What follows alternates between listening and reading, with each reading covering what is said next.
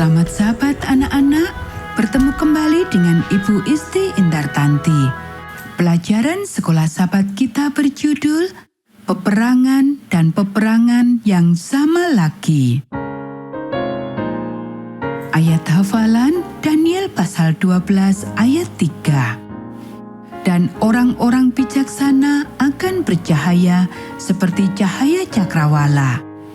Dan yang telah menuntun banyak orang kepada kebenaran seperti bintang-bintang, tetap untuk selama-lamanya. Pernahkah kamu terlibat dalam sebuah perkelahian? Mungkin kamu pernah membentak kakak atau adikmu, atau kamu pernah merasa marah kepada seseorang di sekolah. Atau mungkin kamu pernah melihat dua orang berkelahi satu sama lain secara fisik. Bayangkan bagaimana jadinya jika semua orang dalam hidupmu, di rumah dan di sekolah, berkelahi satu sama lain sepanjang waktu. Itulah gambaran yang dilihat oleh Daniel. Coba bayangkan kamu berdiri di balkon atas istana raja di Babilonia.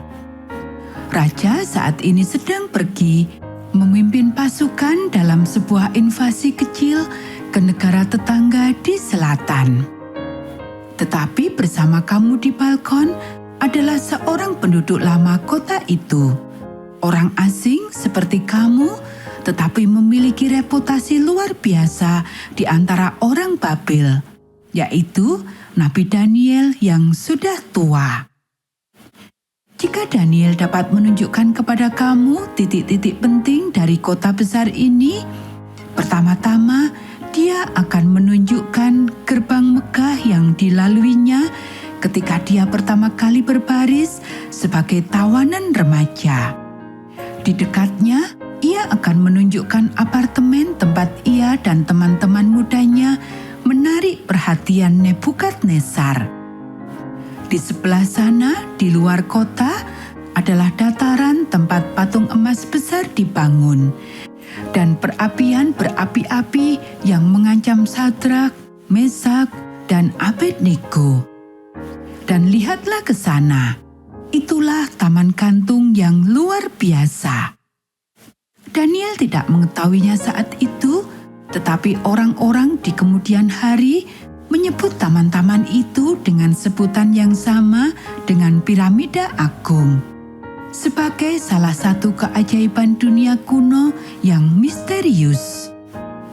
Jika kamu mendengarkan dengan seksama dari balkon, kamu masih dapat mendengar singa-singa itu mondar-mandir di gua tempat Daniel ditempatkan. Dengarkanlah pada malam hari ketika singa-singa itu lapar dan kamu dapat merasakan kengerian yang ditimbulkan oleh gua singa itu terhadap penduduk Babel. Namun, jika Daniel menceritakan tentang Babel, ia tidak hanya berfokus pada masa lalu, karena Babel adalah tempat di mana Daniel melihat masa depan. Daniel akan bercerita tentang singa, beruang, dan macan tutul yang mewakili kerajaan-kerajaan kuat di dunia kuno. Dia akan bercerita tentang binatang-binatang yang mengerikan dan tak terlukiskan, tidak seperti apapun yang pernah dilihat atau dibayangkan orang. Dia akan bercerita tentang kambing dan domba jantan, tanduk dan mahkota, dan ribuan malaikat. Dia akan menggambarkan bagaimana jadinya ketika raja segala raja datang kembali di atas awan-awan.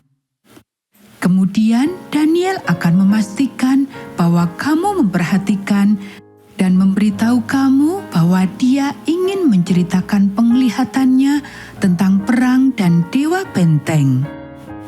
Itu adalah mimpi buruk. Dia akan menjelaskan. Dengan lebih banyak tentara dan pertempuran dan invasi daripada yang saya pikirkan. Pembantaian, penjarahan, dan penjarahan tidak pernah berhenti. dan orang-orang yang ada di dalam penglihatan itu.